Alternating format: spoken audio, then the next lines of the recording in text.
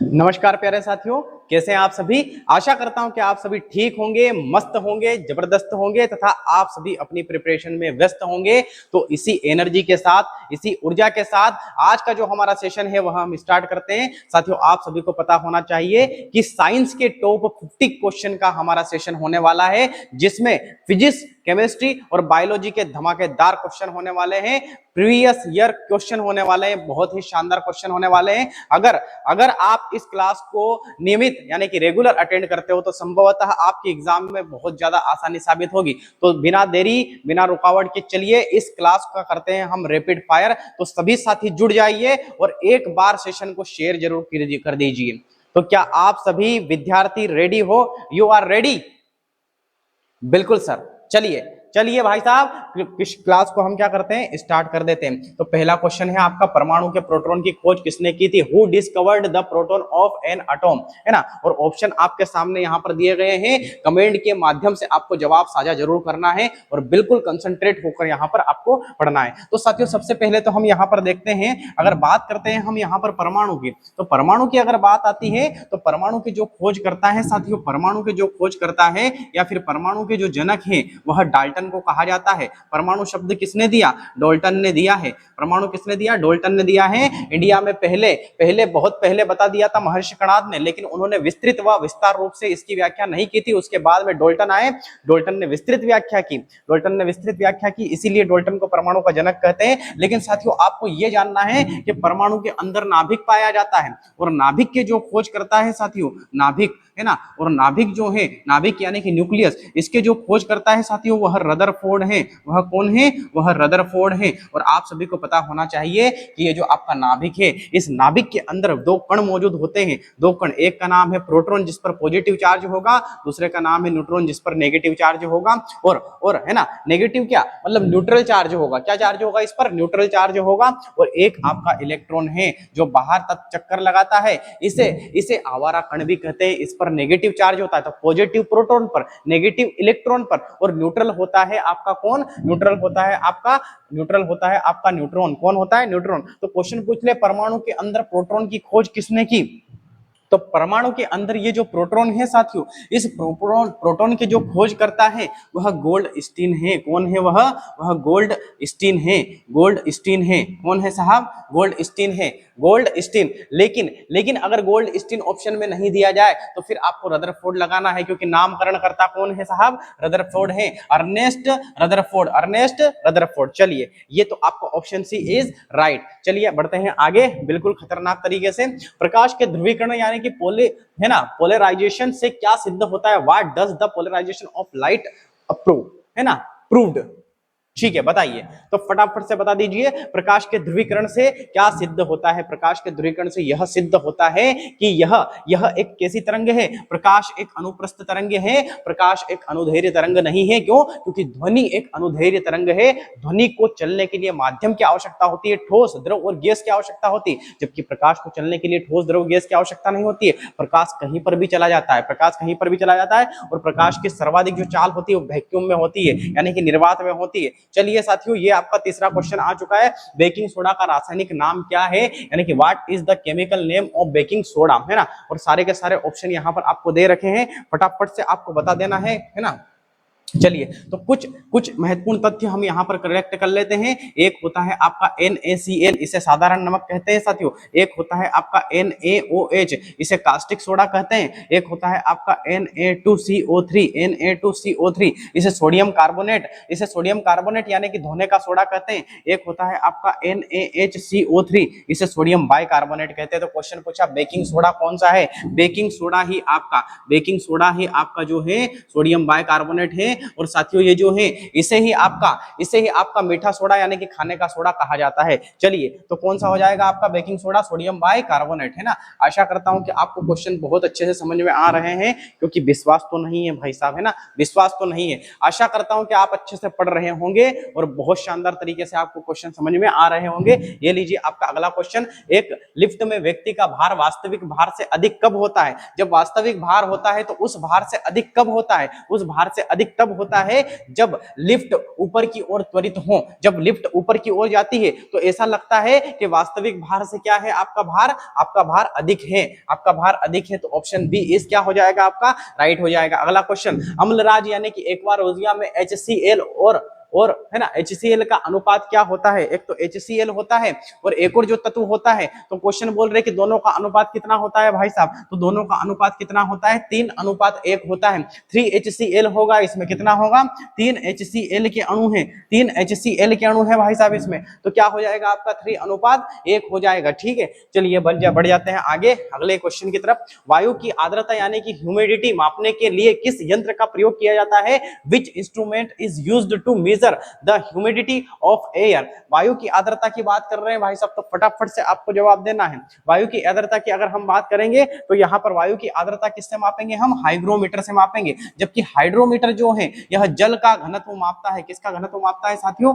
जल का घनत्व। किसका घनत्व मापेगा, जल का। लेक्टोमीटर जो है यह दूध का घनत्व मापता है। किसका घनत्व मापता है, दूध का। और बैरोमीटर जो है यह वायुमंडलीय दाब को मापता है साथियों, वायुमंडलीय दाब, वायुमंडलीय दाब। चलिए, तो ऑप्शन बी इज राइट। अब बढ़ जाते हैं हम अगले क्वेश्चन की तरफ। ये लीजिए आपका अगला क्वेश्चन आ चुका है। प्लास्टर ऑफ पेरिस POP किससे बनाया जाता है ना, किससे बनाया जाता है, from what plaster of Paris made, है ना। तो अगर हम बात करेंगे, यहाँ पर हमने ले लिया कैल्शियम सल्फेट ले लिया, और आपके पास में 2 लीटर पानी है। कितना है, 2 लीटर पानी है। इस 2 लीटर पानी में से 1.5 लीटर पानी निकाल दीजिए। क्या कर दीजिए, 1.5 लीटर पानी निकाल के बाहर फेंक दीजिए। क्या कर दीजिए, बाहर फेंक दीजिए। अब बचा आपके पास में CaSO4। क्या बचा, CaSO4 डॉट 1/2H2O, यानी कि 1.5 लीटर पानी निकाल दिया तो आधा लीटर बना है। ये जो है आपका, इसे हम कहते हैं जिप्सम। इसे हम क्या कहते हैं प्यारे साथियों, जिप्सम कहते हैं। और ये क्या है आपका, ये POP यानी कि प्लास्टर ऑफ पेरिस है। तो प्लास्टर ऑफ पेरिस किससे बनाया जाता है, POP यानी कि जिप्सम से बनाया जाता है। तो जिप्सम का फॉर्मूला ये है ना। बहुत शानदार तरीके से आपके क्वेश्चन होने वाले हैं, सारे के सारे क्वेश्चन प्रीवियस ईयर क्वेश्चन है, और बिल्कुल रैपिड फायर की तरह हम इनको करते चलेंगे। इलेक्ट्रॉन पर कितना आवेश होता है, कितना चार्ज होता है, how much charge does an electron have, है ना। अपन ने बोला था कि इलेक्ट्रॉन नेगेटिव होता है, नेगेटिव होता है, तो नेगेटिव कितना, ऋणात्मक होता है, तो कितना आवेश होता है भाई साहब, तो इसका आवेश होता है 1.6 into 10 to the power -19 coulomb. कितना होता है भाई साहब, इसका होता है 1.6 into 10 to the power -19 coulomb होगा। क्या हो जाएगा, कूलाम, क्योंकि आवेश का मात्रक क्या होता है, कूलाम होता है। सब में तो कूलाम है यहाँ पर, लेकिन ये है 1.602 इंटू 10 टू द पावर -19 क्या हो जाएगा आपका, कूलाम हो जाएगा। Option A is right. ये लीजिए आपका अगला क्वेश्चन, सौर सेल में, है ना, सौर सेल में प्रयुक्त मुख्य तत्व कौन सा है, what is the main element used in a solar cell. फटाफट से बता देना है आपको कि सोलर सेल में मुख्य तत्व कौन सा होगा। तो सोलर सेल आपने देखे होंगे गांव में, अरे बिल्कुल वो काले काले होते हैं जो सूर्य से रोशनी लेते, सूर्य से ऊर्जा लेते हैं और घर में विद्युत धारा उत्पन्न कर देते हैं। और बहुत सारे सोलर प्लांट लगाते हैं आजकल, तो घर के ऊपर भी लगाने लग गए। वो काई के बने होते हैं, वह आपके सिलिकॉन के बने होते हैं। कार्बन तो आपको पता ही है, कार्बन का परमाणु क्रमांक कितना है साथियों, 6 है। और इसका ग्रेफाइट और हीरा इसका अप्रूप है, ग्रेफाइट और हीरा इसका अप्रूप है। कापर की अगर बात करें तो कापर का प्रतीक चिन्ह Cu है और इसका परमाणु क्रमांक 29 है। चांदी तो आपको पता है, इसका प्रतीक चिन्ह Ag है और इसका परमाणु क्रमांक 47 है। तो बहुत शानदार, सभी साथियों को समझ में आ रहा होगा। बिल्कुल कंसंट्रेट करके, बिल्कुल फोकस्ड करके आप इस क्लास को देखते रहिए, संभवतः आप एग्जाम में बहुत ही अच्छा स्कोर करके आएंगे। चलिए बिल्कुल साइंस में आपको कोई दिक्कत नहीं आएगी ना। तो ऑप्शन बी इज राइट। अगला क्वेश्चन, जड़त्व का नियम यानी कि लॉ ऑफ इनर्टिया किसने दिया था, who gave the law of inertia. तो साथियों आप सभी को पता होना चाहिए कि न्यूटन की गति का पहला नियम, दूसरा नियम और तीसरा नियम ये तो आपके न्यूटन साहब ने दिया था। लेकिन पहले नियम को ही जड़त्व का नियम कहते हैं, पहले नियम को भी जड़त्व का नियम कहते हैं। लेकिन अगर आपसे क्वेश्चन पूछे कि यह जड़त्व का नियम किसने दिया था, यह कहते जरूर है पहले नियम को, लेकिन दिया किसने था, तो फिर आपको लगाना है गैलीलियो साहब। क्या लगाना है, गैलीलियो साहब ने लगाना है। और आपको अगर बात करनी है न्यूटन की गति के 1, 2 और 3 नियम की, तो यह आइजैक न्यूटन देते हैं। अल्बर्ट आइंस्टीन में याद रखना है आपको, यह सापेक्षता का सिद्धांत E बराबर mc² की व्याख्या करते हैं। और आर्किमिडीज तो आपको पता ही है, उत्प्लावन बल पर कार्य करता है। किस पर कार्य करता है, उत्प्लावन बल पे। तो चलिए बिल्कुल बिना देरी बिना रुकावट के हम रैपिड फायर करते हैं। गोबर गैस, बायोगैस में कौन सी गैस प्रचुर मात्रा में होती है साथियों, विच gas is abundant in biogas. Ethane होगी, मेथेन होगी, प्रोपेन होगी, ब्यूटेन होगी। तो साथियों आपको मैं बता दूं कि अगर कार्बन की संख्या 1 होगी, अगर कार्बन की संख्या एक होगी तो उसे हम मेथेन कहेंगे। उसे हम क्या कहेंगे साथियों? उसे हम कहेंगे मीथेन। उसे हम मीथेन कहेंगे। अगर कार्बन की संख्या साथियों 2 होगी तो उसे हम एथेन कहेंगे। उसे क्या कह देंगे साथियों? उसे एथेन कह देंगे। और अगर कार्बन की संख्या 3 होगी तो उसे हम क्या कह देंगे साथियों? उसे हम कह देंगे प्रोपेन। उसे हम क्या कह देंगे? प्रोपेन कह देंगे साथियों, प्रोपेन, है ना। और अगर कार्बन की संख्या 4 होगी तो उसे हम कह देंगे ब्यूटेन। उसे हम क्या कह देंगे साथियों? उसे हम ब्यूटेन कह देंगे, है ना। और आप सभी को पता होना चाहिए कि बायोगैस का जो मुख्य घटक है, बायोगैस का जो मुख्य घटक है वह क्या है? वह मीथेन है। मीथेन का फॉर्मूला होता है CH4। क्या होता है? CH4। जानवरों की जुगाली में भी मीथेन होती है। दलदली जो क्षेत्र होता है वहां पर भी मीथेन गैस निकलेगी। और दलदल को इंग्लिश में मार्श कहते हैं, इसलिए इसे मार्श गैस भी कहते हैं। प्राकृतिक गैस में भी आपकी मीथेन गैस होगी। प्राकृतिक गैस में भी कौन सी गैस होगी? मीथेन गैस आपकी होगी। अगर बात करेंगे यहाँ पर ब्यूटेन, ब्यूटेन की बात करेंगे तो यह लाइटर में होती है। लाइटर में जो गैस भरी होती है वो कौन सी होती है? प्रोपेन। वो कौन सी होती है? आपकी ब्यूटेन होती है। लेकिन प्रोपेन और ब्यूटेन जो है इन दोनों का मिश्रण एलपीजी गैस में होता है साथियों। किस में होता है? एलपीजी गैस में। तो हमारा आंसर ऑप्शन बी इस क्या हो जाएगा? आपका राइट हो जाएगा। चलिए बढ़ते हैं आगे नेक्स्ट क्वेश्चन की तरफ। ये लीजिए आपका अगला क्वेश्चन आ चुका है। ध्वनि तरंगे साउंड वेव्स निर्वात वैक्यूम में क्या करती है? ध्वनि तरंगे निर्वात में क्या करती है? निर्वात में शून्य हो जाती है। कैसी हो जाती है भैया? शून्य हो जाती है, यात्रा नहीं कर सकती। Option C is right. ये लीजिए आपका अगला क्वेश्चन आ चुका है। लोहे को गैल्वेनाइज करने के लिए किस धातु का लेप किया जाता है? Which metal is coated to galvanization iron? किसका किया जाता है भाई साहब? तो गैल्वेनाइजेशन का मतलब होता है कि लोहा जो होता है उस पर जब जंग लग जाती है तो जस्तीकरण किस धातु से किया जाता है? जस्ता से किया जाता है। किससे किया जाता है? जस्ता से, ताकि जो है वह सड़ ना सके, वह जो है उस पर जंग ना लग सके। वरना आपको पता है आयरन का सूत्र होता है Fe और उसका ऑक्सीकरण होता है, यानी कि ऑक्सीकरण यानी कि टूटना होता है या फिर सड़ना होता है। तो Fe2O3 जंग का क्या हो जाएगा? आपका रासायनिक सूत्र हो जाएगा साथियों। ये लीजिए आपका अगला क्वेश्चन। अल्टीमीटर का प्रयोग क्या मापने के लिए होता है? What is an altimeter used to measure? फटाफट से आपको बता दीजिए, है ना। अल्टीमीटर का प्रयोग क्यों करते हैं भाई साहब? हम अल्टीमीटर का प्रयोग क्यों करते हैं? तो अल्टीमीटर का जो प्रयोग करते हैं हम वो विमान की ऊंचाई ज्ञात करने के लिए करते हैं। क्या करते हैं? विमान की ऊंचाई ज्ञात करने के लिए अल्टीमीटर का प्रयोग करते हैं। वायुमंडलीय दाब जो है उसको जो है बैरोमीटर से ज्ञात किया जाता है। किससे ज्ञात किया जाता है? बैरोमीटर से ज्ञात किया जाता है ना। चलिए समुद्र की गहराई की अगर बात करेंगे हम तो सोनार से पता लगाया जाता है। किससे पता लगाया जाता है साथियों? सोनार से लगाया जाता है पता। सोनार से पता लगाया जाता है। चलिए आपका नेक्स्ट क्वेश्चन आ चुका है। पेनिसिलिन की टीके की खोज किसने की, या पेनिसिलिन की खोज किसने की? Who discovered penicillin? तो अगर हम बात करेंगे यहाँ पेनिसिलिन के टीके की, तो पेनिसिलिन के टीके के खोजकर्ता कौन है? अलेक्जेंडर फ्लेमिंग साहब है। पेनिसिलिन के टीके के खोजकर्ता कौन है? अलेक्जेंडर फ्लेमिंग साहब है। और अगर हम बात करते हैं चेचक के टीके की, चेचक भी एक प्रकार की बीमारी है। चेचक भी एक प्रकार की बीमारी है जो वायरस से होती है। तो चेचक के टीके की खोज कौन करते हैं? एडवर्ड जेनर करते हैं। और रेबीज तो आपको पता ही है, रेबीज भयंकर बीमारी है भाई साहब, वायरस से होने वाली रेबीज, है ना। तो रेबीज के टीके खोज भी कौन करते हैं? आपके लुई पाश्चर करते हैं। कौन करते हैं? लुई पाश्चर करते हैं। ये लीजिए आगे बढ़ जाते हैं ना, आगे बढ़ जाते हैं। सूर्य की रोशनी में कौन सा विटामिन बनता है? Which vitamin is formed in sunlight? तो कौन सा विटामिन बनता है साथियों आपका सूर्य की रोशनी में? सूर्य की रोशनी में बनने वाला जो विटामिन है वह एकमात्र विटामिन है विटामिन डी। और विटामिन डी विटामिन होते हुए एक हार्मोन भी है। क्या है ये? एक हार्मोन भी है। और सबसे फास्ट कौन सा बनता है? आपका विटामिन डी बनता है। तो विटामिन डी इज राइट। अगर ए की हम बात करेंगे तो पीले फलों में आपका क्या पाया जाता है? ए पाया जाता है। ए का जो रासायनिक नाम है वह रेटिनॉल है तथा इसकी कमी से रतौंधी रोग होता है। बी का रासायनिक नाम थाइमिन है तथा इसकी कमी से बेरी रोग होता है। चावल किए हुए पॉलिश के अत्यधिक सेवन करने से या अत्यधिक मक्का के खाने से बेरी रोग हो सकता है। विटामिन सी का रासायनिक नाम एस्कॉर्बिक एसिड है और इसकी कमी से स्कर्वी रोग होता है साथियों, है ना। और यह ऐसा विटामिन है विटामिन सी जो आपके खट्टे फलों में पाया जाता है तथा मांस अंडा मछली में नहीं पाया जाता है। यह स्टोर नहीं हो सकता, यूरिन के माध्यम से बाहर निकल जाता है। उबली हुई सब्जी और छिली हुई सब्जी में यह खत्म हो जाता है आपका। ये एक ऐसा विटामिन है जो स्टोर नहीं रहता है। चलिए तो बढ़ जाते हैं हम आगे। ये लीजिए आपका अगला क्वेश्चन। दाब यानी कि प्रेशर की एसआई इकाई क्या है? What is the SI unit of pressure? तो क्या हो जाएगी आपकी? पास्कल हो जाएगी। क्या हो जाएगी? पास्कल हो जाएगी दाब की आपकी, है ना, पास्कल हो जाएगी। जूल की अगर हम बात करेंगे भाई साहब तो यह कार्य और ऊष्मा की है। कार्य और ऊर्जा का ऐसा मात्रक क्या है आपका? जूल है भाई साहब, है ना। और वाट किसकी लगा दो? वाट लगा दो शक्ति की। वाट किसकी लगा दो साथियों? शक्ति की लगा दो।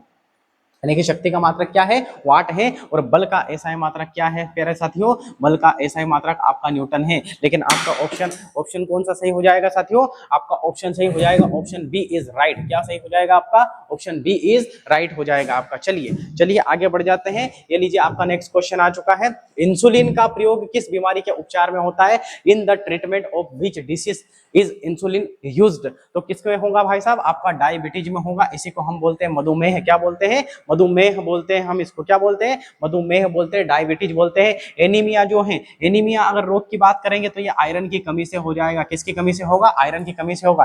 टीबी तो आपको पता ही है, ट्यूबरकुलोसिस बैक्टीरिया जो होता है उसकी वजह से आपका टीबी हो जाता है। और कैंसर एक प्रकार का आपका संक्रामक रोग है। यह असंक्रामक है। कैसा रोग है, असंक्रामक रोग है साथियों, असंक्रामक। यह फैलता नहीं है। अगर किसी को कैंसर हुआ तो उसी को होगा, दूसरे को नहीं होगा। हृदय रोग भी कुछ इस प्रकार का ही रोग है, किडनी रोग भी कुछ इसी प्रकार का आपका रोग है। चलिए ये लीजिए आपका अगला क्वेश्चन, एनीमोमीटर। एनीमोमीटर से क्या मापा जाता है, व्हाट इज मेजर्ड, है ना, विथ एन एनीमोमीटर। एनीमोमीटर से क्या मापा जाता है भाई साहब, तो एनीमोमीटर से आपका मापा जाता है हवा की गति। क्या मापी जाती है, आपकी हवा की गति मापी जाती है भाई साहब, है ना, हवा की गति मापी जाती है। चलिए ये लीजिए आपका अगला क्वेश्चन, जल की अस्थायी कठोरता का मुख्य कारण क्या है। तो जल की अस्थायी कठोरता का जो मुख्य कारण है वह है कैल्शियम, कैल्शियम हाइपोकार्बोनेट, कैल्शियम हाइपोकार्बोनेट। कैल्शियम क्या है आपका पास में, कैल्शियम हाइपोकार्बोनेट है आपका, या फिर मैग्नीशियम MgHCO3 है ना, MgHCO3।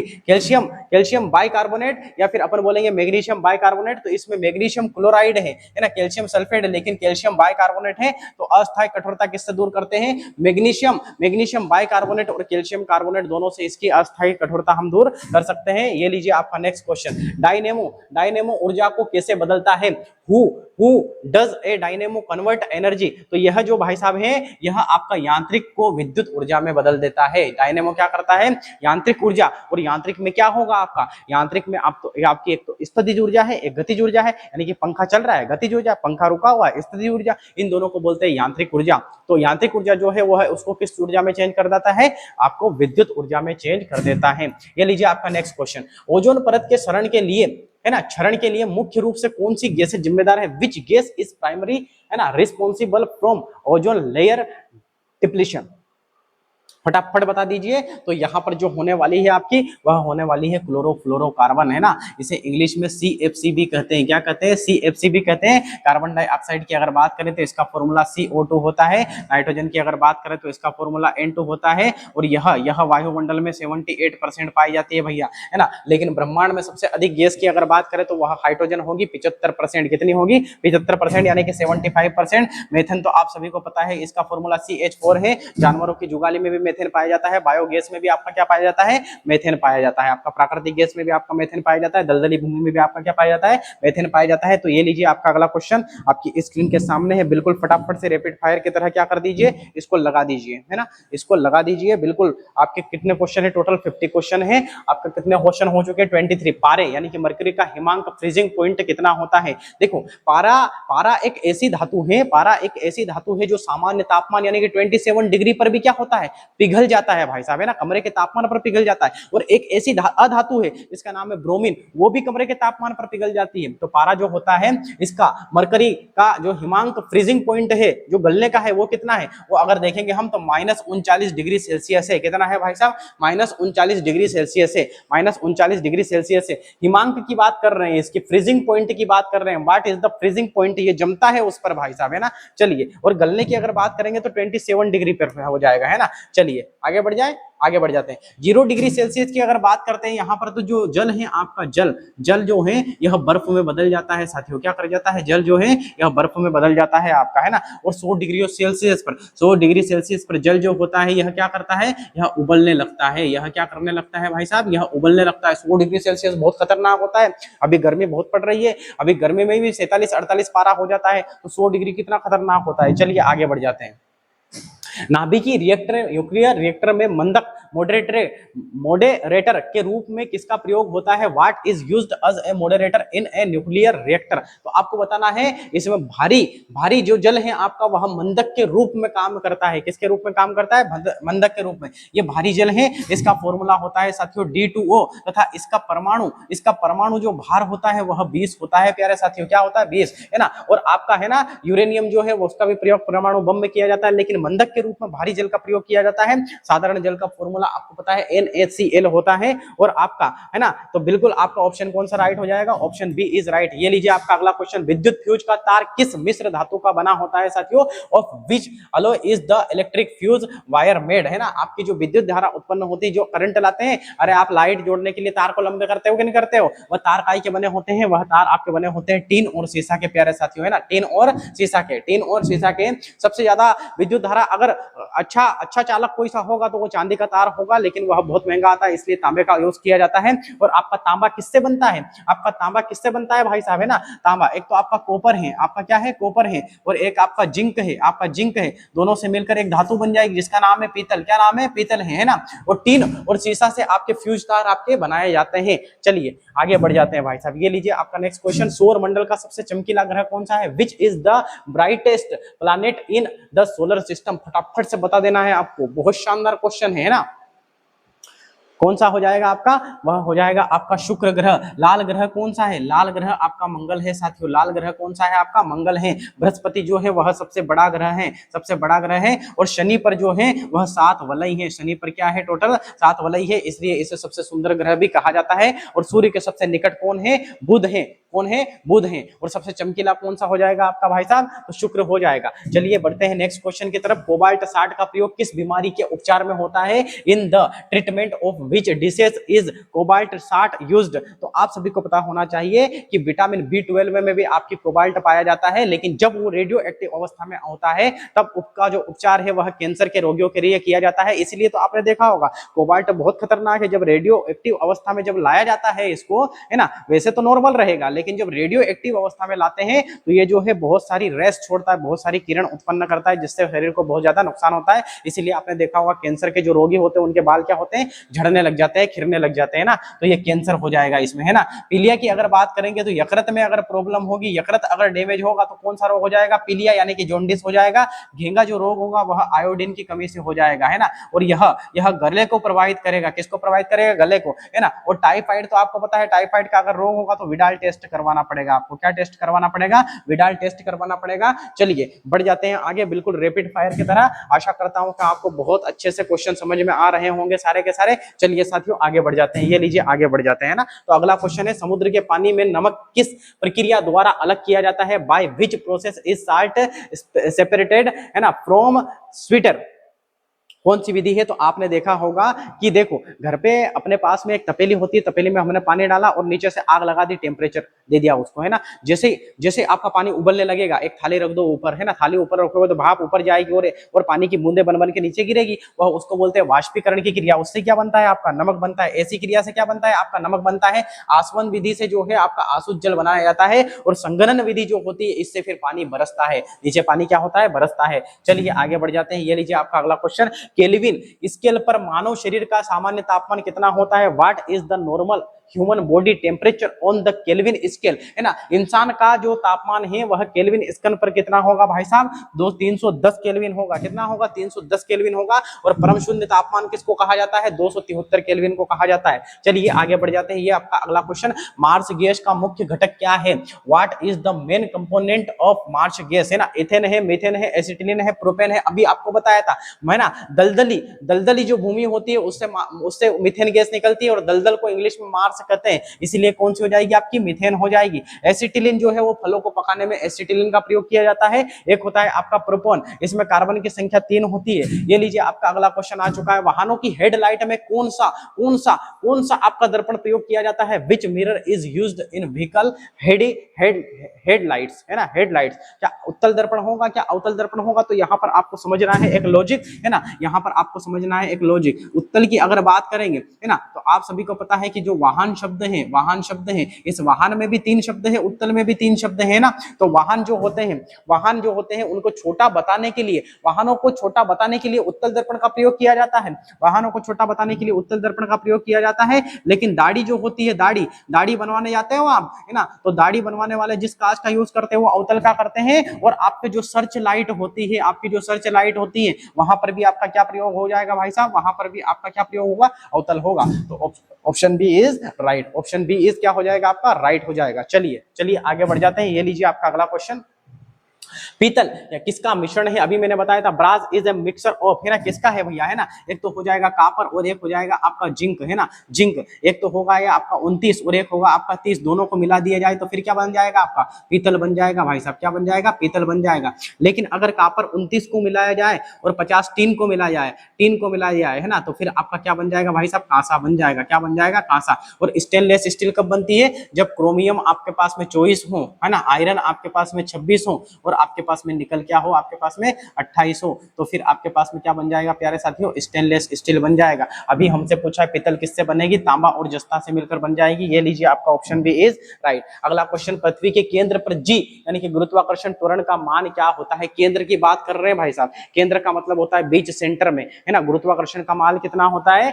तो बीच सेंटर में गुरुत्वाकर्षण का मान होता है 0। लेकिन गुरुत्वीय त्वरण का जो मान होता है वह होता है 9.88 मीटर पर सेकंड का स्क्वायर। ये आपके गुरुत्वीय त्वरण का मान होता है, किसका मान होता है, गुरुत्वीय त्वरण का मान होता है। तो चलिए बढ़ जाते हैं आगे। ये लीजिए आपका नेक्स्ट क्वेश्चन आ चुका है, फलों को कृत्रिम रूप से पकाने के लिए किस गैस का प्रयोग करते हैं, which gas is used to for artificial ripening of fruits. तो अभी बताया था मैंने आप सभी को, क्या होना चाहिए आपका, एसिटिलीन होगा, क्या होगा, एसिटिलीन होगा। हीलियम की अगर बात करेंगे तो हीलियम जो है ये सबसे हल्की गैस है तथा यह निष्क्रिय गैस भी है, सॉरी, है ना, सबसे हल्की गैस हाइड्रोजन है, दूसरी सबसे हल्की गैस कौन सी है, हीलियम है। यह वायुयान के टायरों में भरी जाती है और गुब्बारों में भी आपकी ये गैस भरी जाती है, क्यों, क्योंकि यह निष्क्रिय गैस होती है ना। मीथेन तो आपको पता ही है, इसका फॉर्मूला CH4 होता है, और इथेन भी आपको पता है, इसका फॉर्मूला जो होता है वह C2H6 हो जाता है, C2H6 हो जाता है। चलिए बढ़ते हैं आगे। ये लीजिए आपका अगला क्वेश्चन, पार्सेक किसकी इकाई है, पार्सेक किसकी इकाई है, फटाफट से बता देना है। पार्सेक इज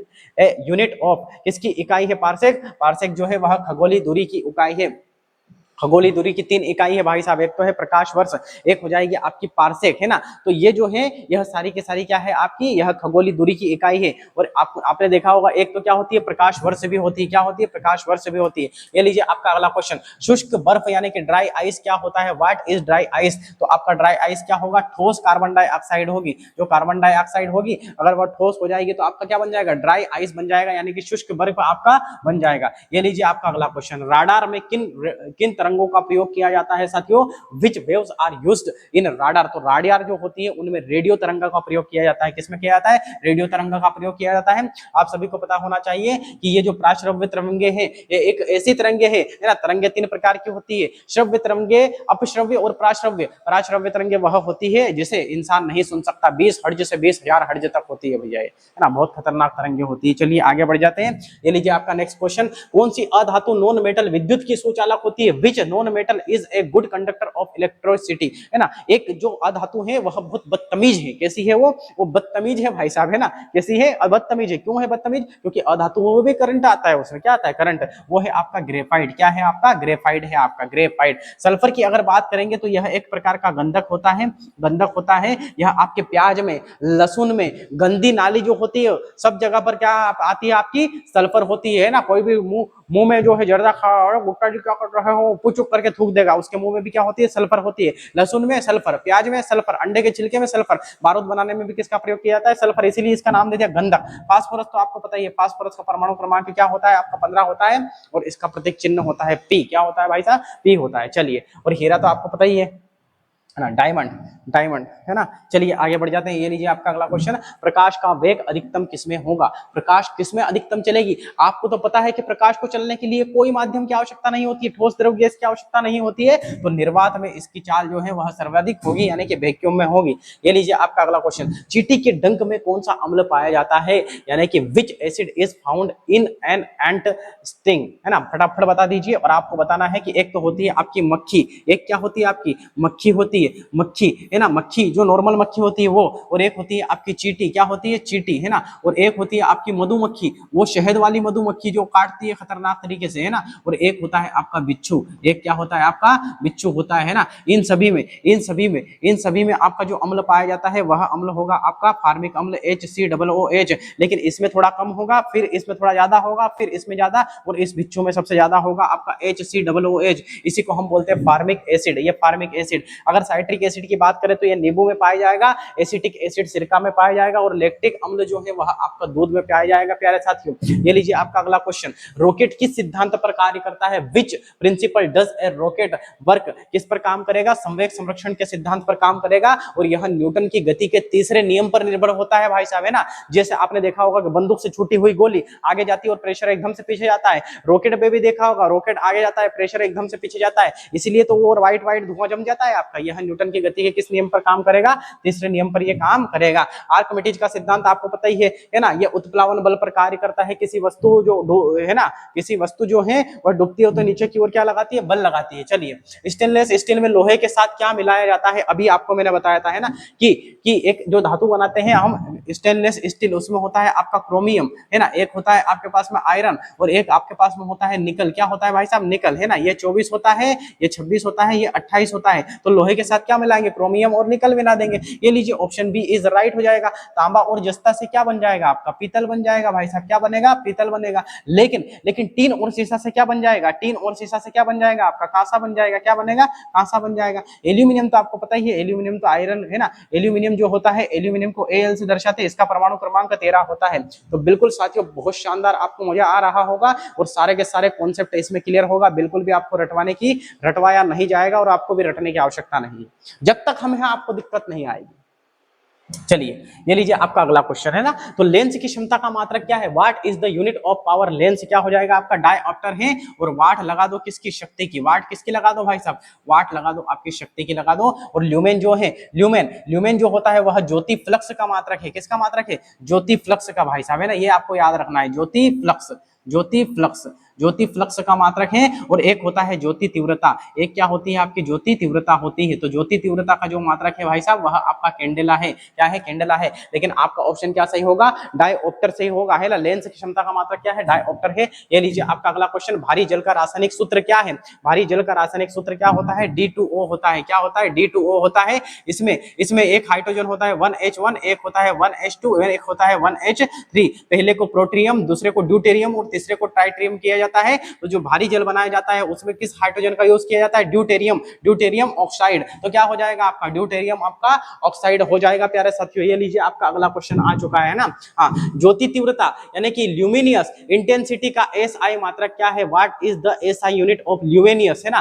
क्या है? ज्योति तीव्रता की अगर बात करेंगे हम, तो ज्योति तीव्रता का मात्रक क्या हो जाएगा आपका भाई साहब? ज्योति तीव्रता का कैंडेला हो जाएगा, है ना। और पदार्थ की मात्रा का आपका मोल हो जाएगा। पदार्थ की मात्रा का क्या होगा भाई साहब? मोल होगा आपका, है ना। और आपका, है ना, ये है ल्यूमेन, ये ज्योति फ्लक्स का मात्रक होगा। किसका मात्रक हो जाएगा? अभी बताया था मैंने आपको, ज्योति फ्लक्स का मात्रक हो जाएगा। ज्योति